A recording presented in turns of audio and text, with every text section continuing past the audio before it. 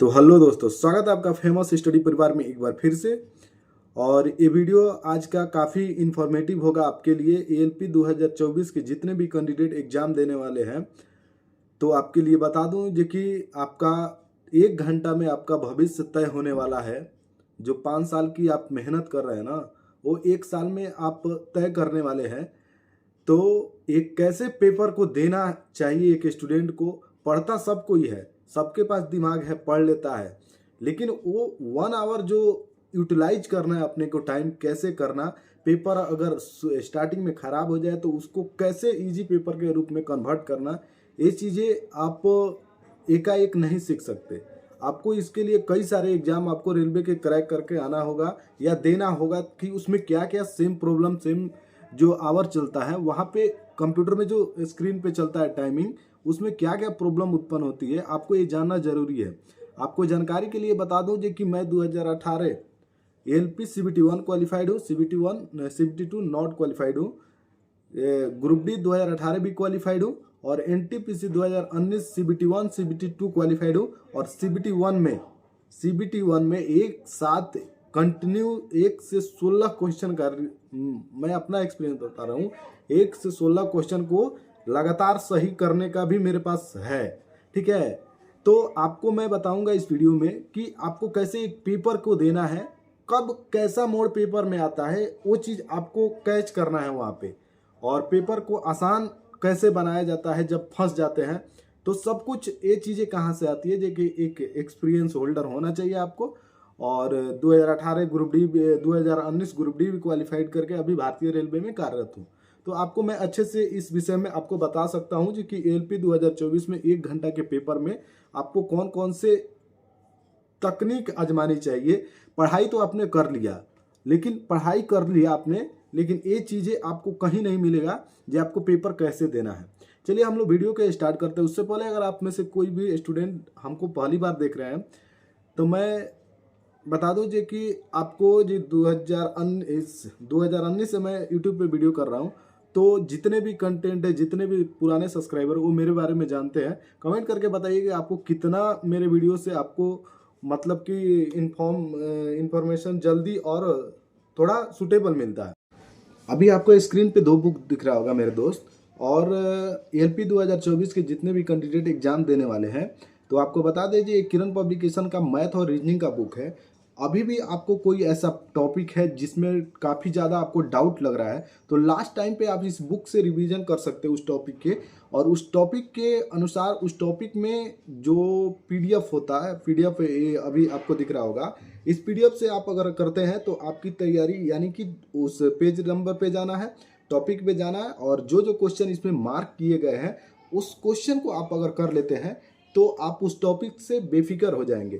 तो अभी भी टाइम है आपके पास, अभी आप जाके इन 2 बुक को ले सकते हैं मार्केट से या डिस्क्रिप्शन में दिए गए लिंक से। करते एलपी 2024 का एग्जाम जो 25 नवंबर से आपका होने वाला है, उसमें 1 घंटा के पेपर में आपको यूटिलाइज करना है जी कि आपको 1 घंटा के पेपर में कितने नंबर ऑफ क्वेश्चन को आपने करना है।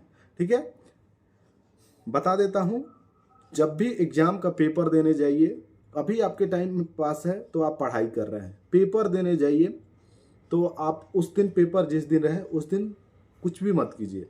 अगर ज़्यादा आप कभी कभी आप पेपर देते होंगे, ऑलरेडी आपने पेपर दे रखा होगा, टेक्स्ट बुक वगैरह या कोई भी ऑनलाइन ऑफलाइन, तो आपको एक यूटिलाइज हुआ होगा कि मैं जब पेपर देने बैठता हूँ तो कितने देर पहले हमको पेपर पढ़ना चाहिए, यानी कि पढ़ना छोड़ना चाहिए। ये आपको खुद पे डिपेंड करना होता है।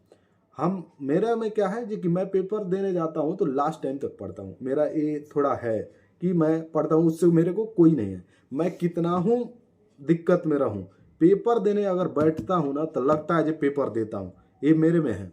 आप में अगर है जो कि बिना माइंड को कॉन्शियस, मतलब सिक्योर किए कि मैं पेपर देने बैठता हूँ, ऐसे अगर आपको दिक्कत है जो पेपर बिना दिमाग का सही किए अगर कुछ भी होता है तो पेपर मेरा खराब जाता है, तो आप पहले पढ़ाई को छोड़ दीजिए 1 दिन पहले, और पेपर पे शांत दिमाग से जाइए और खाना वगैरह खा के पेपर देने जाइए।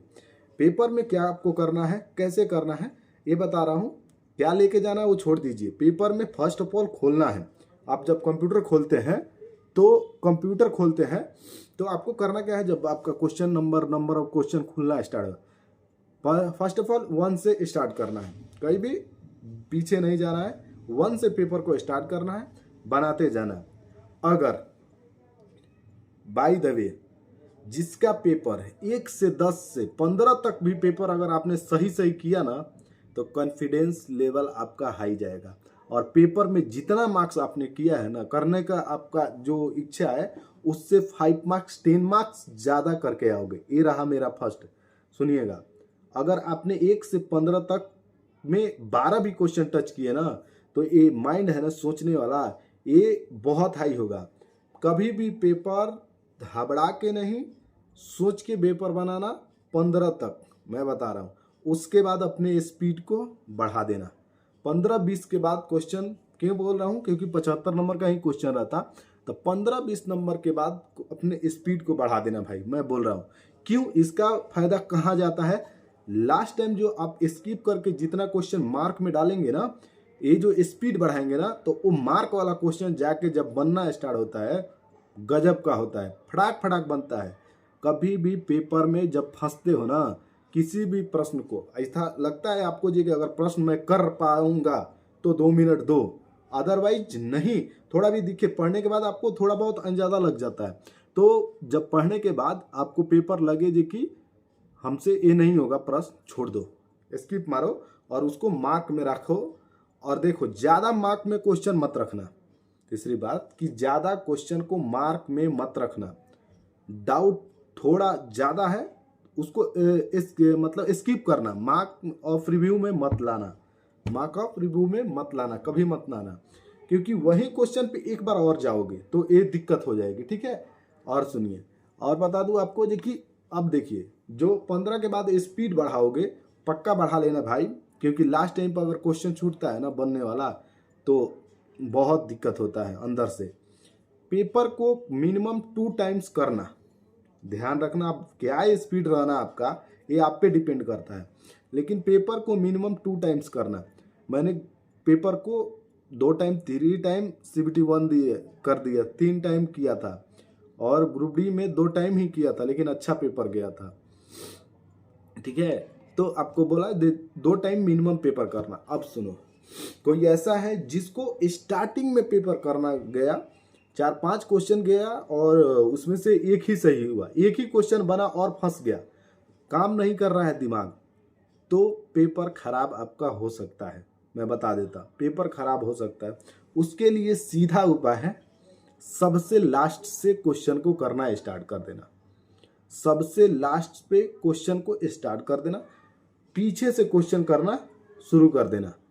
पक्का 100% बोल रहा हूँ यार, अगर शुरू गड़बड़ हो रहा है ना, लास्ट से स्टार्ट कर रहे हैं ना, 100% आपका पेपर सही होना देखना लास्ट में शुरू हो जाएगा।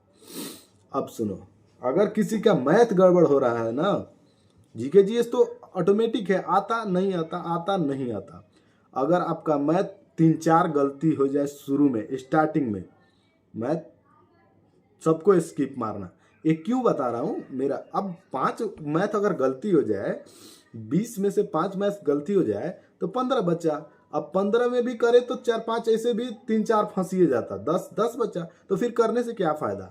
तो अगर 4-5 मैथ देख रहे हो जो खराब आपका हो गया, तो क्या करना, रीजनिंग को तवातोड़ बनाना। ये प्रोसेस वाइज बता रहा हूँ, फर्स्ट में जो बताया वही करना, सेकंड में जो बताया वही करना, थर्ड में जो बताया वही करना। ठीक है, क्यों बता रहा हूँ, ये सब लास्ट तक भी आपका ऑप्शन रहना, जो पेपर को कैसे करना है हमको, तब जाके पेपर होता। क्या बोला कि अगर मैथ फंस जाए 4-5, तो पेपर में रीजनिंग करना स्टार्ट कर देना, क्योंकि मैक्सिमम बच्चों का क्या है ना, रीजनिंग सही रहता। जब आप 10 रीजनिंग करोगे ना कंटिन्यू, पीछे से ही करना, आगे का पेपर खराब होता है तो पीछे से करना। 10 अगर रीजनिंग करते हो ना, तब थोड़ा अंदर से क्या होगा, कॉन्फिडेंस बिल्डअप होगा आपका, और पेपर करने की इच्छा और ज़्यादा बढ़ जाएगी। तेरा तब आप जाके पेपर को क्या कीजिएगा, रीजनिंग वाला पोर्शन ज़्यादा कर दीजिएगा, तब आपके अंदर से क्या होगा, एक कॉन्फिडेंस आएगा जी मैं कर सकता। ठीक है, तब उसके बाद कर देना 10, उसके बाद मैथ वगैरह बनाओगे, आराम से बनेगा। ये मैंने खुद रियलाइज किया है, आज भी टेक्स्ट बुक सेट मैं लगाता तो ये सारी जो चीज़ें है ना करता, और पेपर अच्छा भी जाता मेरा, ऐसा बोल रहा हूँ तो इसीलिए आपको बता रहा हूँ। और यही चीज़ सेम मैंने एनटीपीसी में आजमाया। एनटीपीसी से तो मेरा 1 से 16 तक क्वेश्चन को ऐसे ही मैंने सॉल्व कर दिया और कंटिन्यू सही हुआ पूरा। ठीक है, तो आपको बता दिया जे कि ऐसे पेपर को करिएगा तो आपका पेपर बहुत अच्छा जाएगा। फंसने के टाइम पे बता रहा, अगर आप पेपर को स्टार्टिंग से ही मस्त जा रहा है पेपर आपका, कोई दिक्कत नहीं है, तो फाड़ दो पेपर को। मिनिमम 2 टाइम कम से करना पेपर। एक टाइम अगर जाए या लास्ट तक नहीं बने ना क्वेश्चन यार तो दिक्कत है। एक टाइम भी फुल किए ना तब भी दिक्कत है, क्योंकि कुछ क्वेश्चन क्या होते हैं ना जो हार्ड होते हैं वो आपको लास्ट पे ज़्यादा, मतलब कि अगर आपके पास टाइम रहता है ना तो ये माइंड ज़्यादा सोचता है। अब कोई ऐसा प्रश्न होता है जो कि 3 मिनट 4 मिनट तक भी लेता है, तो लास्ट में उसको रखेंगे और मेरे पास अगर टाइम रहता है, स्पीड से अगर किए होंगे पेपर, तो पक्का आप एग्जाम में उसको बना देंगे। जैसे कि पजल वगैरह रहता है ना तो ये थोड़ा कंफ्यूजिंग होता है। कभी भी कथन निष्कर्ष वाले प्रश्न को इधर उधर मत करना। नहीं समझ में आया यार, मार्क ऑफ रिव्यू में रखो, उसको बाद में सोचो। उसमें सोचना क्या है। कथन रिव्यू वाले क्वेश्चन कैसे करते हैं, लिखना, पक्का लिखना। जो कथन निष्कर्ष वाला है ना, अगर सेम डे में, वो सर्किल वाला तो बना देता है हर कोई, आंख से देख के सभी कुत्ते सभी बिल्लियाँ है ऐसे करके रहता है, कुछ बिल्लियाँ कुछ चूहे हैं, ऐसे वाला बना दोगे। लेकिन पक्का लिख के बनाओगे ना तो अच्छा रहेगा।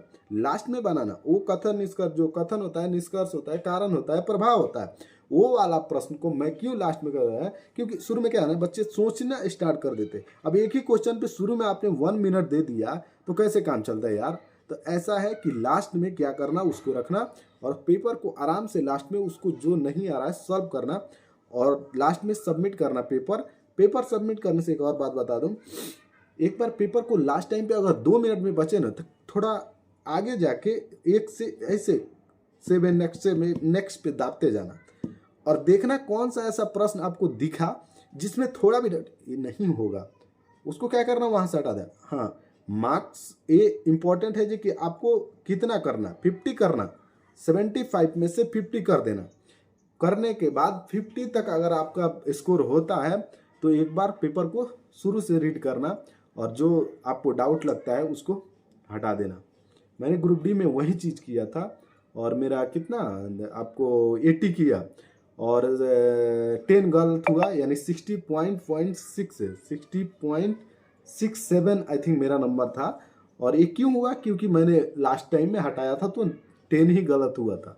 तो ये सारे पेपर देते टाइम आपके माइंड में होना कंपल्सरी, ताकि आप पेपर को अच्छे ढंग से करें। क्या कि प्रॉब्लम किसी के साथ आ सकती है, कैसे भी आ सकते हैं। आप कितना हो पेपर दे, सुने हैं ना कभी कि जो कुछ ही दिन से साल भर से पढ़ाई कर रहा है उसका रिजल्ट हो जाता है और कुछ ज़्यादा दिनों से भी पढ़ाई करते हैं तो उनका रिजल्ट नहीं होता है। इसके पीछे यही मैटर करता है, जब कंप्यूटर पर आप बैठते हैं तो आपका पेपर सही नहीं जाना। आप पढ़े लिखे हैं नो डाउट, लेकिन पेपर को सही जाना 1 आवर या 1.5 आवर में, ये सबसे बड़ी बात होती है। तो आपको जानकारी कुछ अच्छी लगी तो चैनल को जरूर से जरूर सब्सक्राइब कीजिएगा। पल पल के अपडेट के लिए आपको गाइड करते रहेंगे। मिलते हैं नेक्स्ट वीडियो में, तब तक के लिए बाय। जय हिंद, वंदे मातरम।